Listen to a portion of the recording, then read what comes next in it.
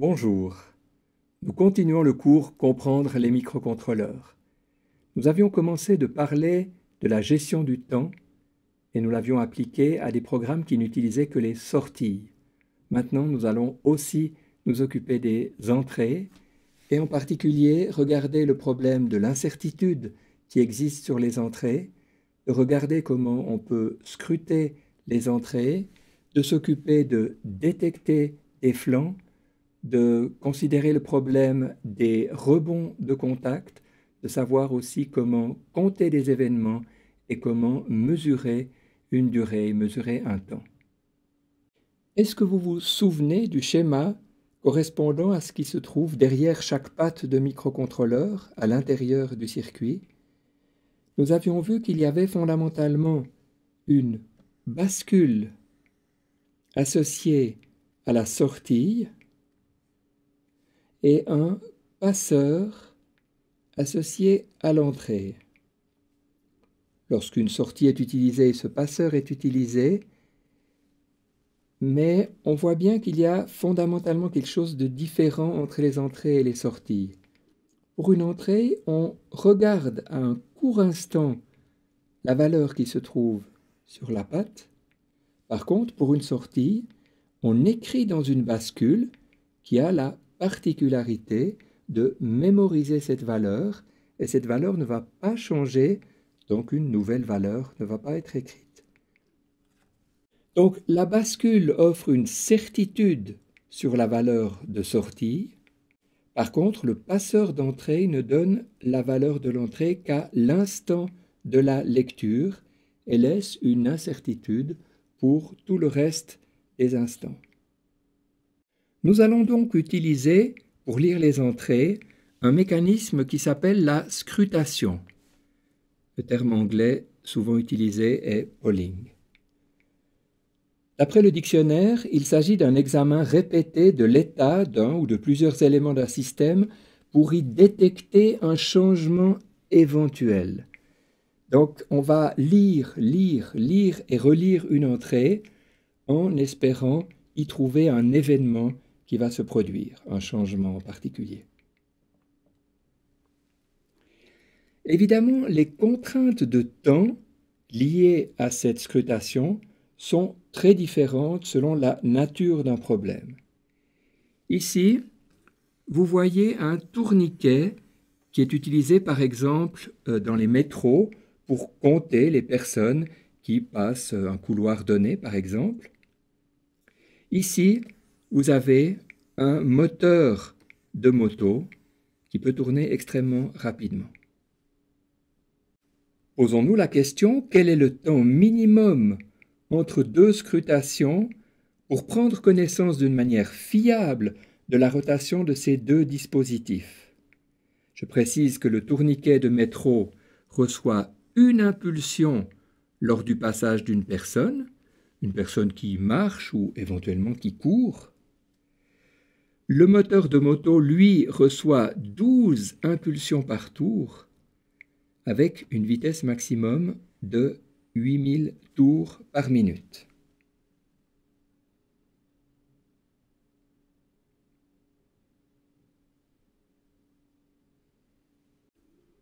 On va voir que cette réponse est acceptable, évidemment celle-là aussi, mais que seule celle-là est acceptable. Essayons de regarder pourquoi. Le piéton va prendre environ une seconde pour faire basculer le tourniquet, peut-être une demi-seconde. On imagine alors qu'une scrutation chaque centième de seconde serait largement suffisante. Par contre, le moteur tourne au maximum à 8000 tours par minute, soit un peu plus de 133 tours par seconde. Ceci correspond à une période minimale d'environ 7,5 millisecondes. Si on a 12 impulsions, le temps minimum entre deux changements, une demi-impulsion en quelque sorte, correspond donc à 312 microsecondes. Donc dans ce cas-là, une scrutation toutes les millisecondes serait largement insuffisante. On a déjà appris à lire une entrée. Donc apparemment, c'est très facile d'écrire un programme dont le cahier des charges serait « Il faut allumer la LED rouge lorsqu'on presse sur le bouton poussoir ». Voilà toutefois une erreur que les débutants feraient facilement. La boucle principale. Si on a pressé sur le bouton poussoir, alors on allume la LED. J'ai reproduit exactement le cahier des charges, tel que je l'ai lu. C'est effectivement faux. On comprend bien que ce programme allumerait une fois la lampe et ne l'éteindrait jamais. On aurait peut-être dû exprimer le cahier des charges en disant « on veut que la lampe rouge s'allume lorsqu'on presse sur le bouton poussoir » et qu'elle s'éteigne le reste du temps. Et alors le programme doit être complété par un « else ». Si on ne presse pas sur le bouton poussoir, alors il faut éteindre la lampe. Voilà une variante de ce programme qui utilise à l'intérieur de la boucle principale une deuxième boucle. On a donc une variante qui est bloquante, mais qui, pour ce problème-là, va résoudre le problème tout aussi bien. Le fait qu'une entrée soit active est une chose, le fait de détecter le moment où elle s'active, par exemple un flanc montant, en est une autre. Voilà un programme qui va permettre de détecter un flanc montant. Dans la boucle principale, nous allons d'abord attendre tant que l'entrée est à 0. Quand elle n'est plus à 0, elle est à 1. On va pouvoir exécuter l'action souhaitée. Et ensuite, il va falloir attendre le flanc descendant avec de nouveau une boucle, mais cette fois la condition inverse. De nouveau, le programme que nous venons d'écrire est bloquant, puisqu'il contient deux boucles while, et il existe une méthode qui permet de ne pas utiliser de while dans la boucle principale. Seul, ici, un if va être utilisé. L'astuce est la suivante. On va utiliser deux variables, une qui s'appelle valeur, qui va correspondre à la dernière valeur de l'entrée qui a été lue, et une qui correspond à ancienne valeur. Les étudiants ont souvent un petit peu de peine à comprendre. Alors, il faut commencer par l'initialiser avec la valeur, mais ensuite, elle prend à la fin de la boucle while, de la boucle principale, elle prend la valeur qui était dans la variable valeur, donc qui a été lue au début de la boucle. Ça signifie que pendant l'exécution de la partie du milieu de la boucle, on dispose à la fois de la dernière valeur lue et de l'avant-dernière valeur lue. Alors regardez maintenant ce diagramme des temps. On voit bien que on dispose dans valeur d'une sorte de copie de notre entrée avec un décalage lié au fait qu'on lit les valeurs successivement. Rappelez-vous ce qu'on a dit tout à l'heure, on ne sait pas ce qui se passe entre les lectures. Donc ici, il y a un petit décalage entre ce flanc et celui-là, entre ce flanc et celui-là, mais ce signal a quand même à peu près la même allure que celui-là. Et on voit que cette ancienne valeur, c'est exactement la même chose que valeur, mais décalée d'un coup de lecture du signal. Toujours ce décalage. Et ce qui est intéressant, c'est qu'en comparant la valeur avec l'ancienne valeur, il est possible, par exemple ici, de détecter les flancs montants avec la présence d'un 1 ici, d'un 0 là. Il serait bien entendu aussi possible de détecter un flanc descendant à cet endroit-là, ou encore détecter n'importe quel flanc en disant il faut que l'ancienne valeur soit différente de la valeur actuelle. On remarque bien ici que c'est différent, etc. De nouveau, cette technique de programmation est très intéressante parce qu'elle permet d'exécuter plusieurs tâches dans notre boucle principale. J'ai écrit ici en rouge ce qu'il fallait rajouter pour gérer une deuxième entrée. Évidemment, les deux variables, la lecture en début de boucle, la copie en fin de boucle, et finalement le traitement spécifique pour détecter le flanc sur la deuxième entrée. Le bouton poussoir est très souvent branché à une entrée d'un microcontrôleur. On pourrait donc penser que ce que nous venons de voir fonctionne avec un bouton poussoir. Eh bien, ça n'est pas le cas. En fait, dans un bouton poussoir, il y a des éléments métalliques qui bougent et on va avoir un effet de rebond de contact. Ce phénomène se produit d'ailleurs quand on presse sur le bouton, mais également quand on le lâche. Regardons un peu un diagramme des temps qui met en évidence ces rebonds de contact au moment où on presse et au moment où on relâche. Il existe une technique très simple qui permet de s'affranchir de ces rebonds de contact, c'est de ne lire la valeur d'entrée qu'à des intervalles suffisamment longs pour ne pas risquer d'inclure un rebond de contact. Ici, on voit bien que le rebond de contact était complètement entre deux lectures. Il n'y a évidemment pas de problème, on a passé proprement du 0 au 1. Ici, ça semble moins favorable puisque c'est bien au milieu du rebond qu'on a fait la lecture. Et malgré tout, on voit bien qu'on a ici lu un 1. Ici, on aurait pu lire un 1 ou un 0, ça va dépendre de peu de choses. Ensuite, ici, un 0. Et dans les deux cas que j'ai cités, on aurait eu successivement des 1 puis des 0. Donc, les rebonds auraient été supprimés. Le terme anglais utilisé pour la suppression des rebonds de contact est debouncing.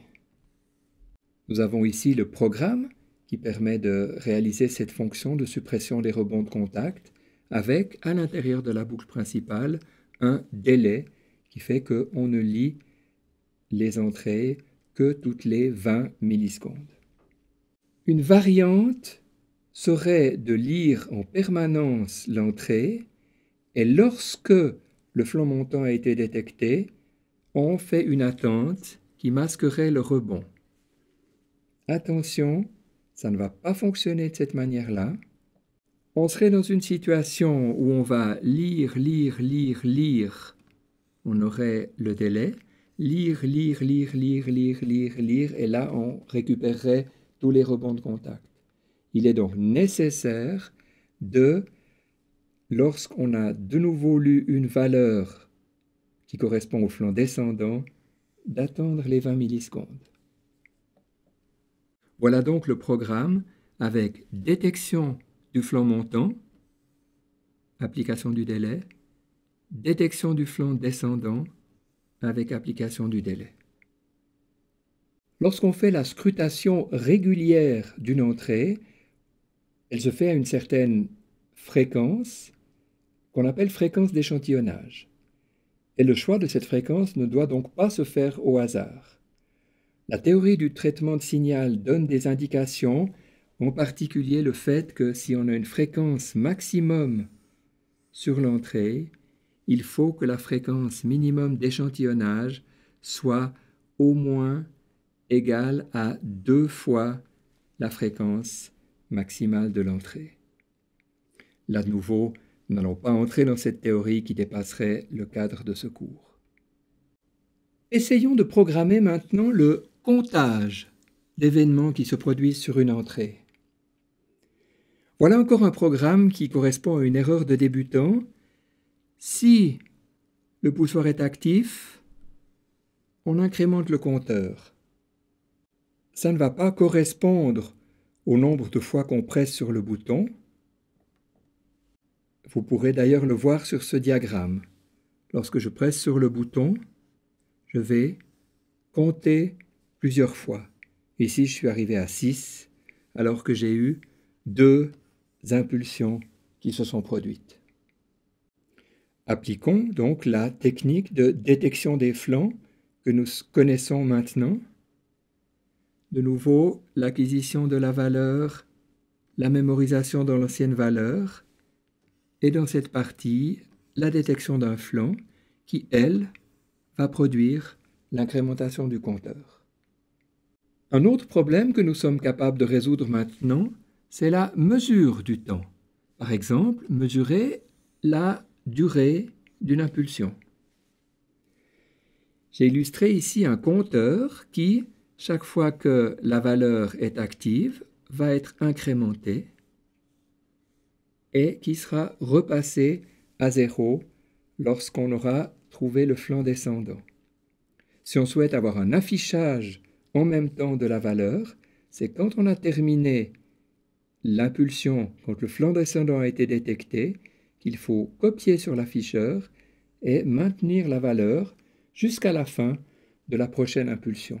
On a toujours donc la dernière impulsion qui s'est terminée, dont la durée est affichée sur l'afficheur. Voilà le programme correspondant. Je rappelle qu'on utilise une boucle à durée fixe. Il n'y a pas de boucle à l'intérieur de la boucle principale. On trouve seulement des if. On va ici compter chaque fois que l'entrée est active. On totalise donc la durée de l'impulsion. Par contre, au flanc descendant, on va mettre le compteur à 0 en vue du prochain comptage, mais auparavant, on va afficher la valeur qui va rester jusqu'à la fin de la prochaine impulsion. Et de nouveau, pour que cette ligne puisse avoir un sens, c'est-à-dire qu'on ait à la fois connaissance de la valeur précédente et de la valeur courante, il faut ce mécanisme de copier la valeur dans l'ancienne valeur à la fin de la boucle, alors que c'est en début de boucle que la valeur est lue. Nous avons donc maintenant intégré les entrées à la gestion du temps. Nous avons étudié l'incertitude des entrées, nous avons regardé comment scruter les entrées, faire du polling, nous avons appris à détecter un flanc, à supprimer un rebond de contact, à compter des événements et à mesurer du temps. Dans la pratique, les applications que nous risquons de rencontrer seront certainement plus complexes. Nous pourrons en particulier réaliser des machines d'état dont nous avons appris tout au début de ce cours à les décrire avec des graphes d'état. Ce sera le sujet d'un prochain chapitre.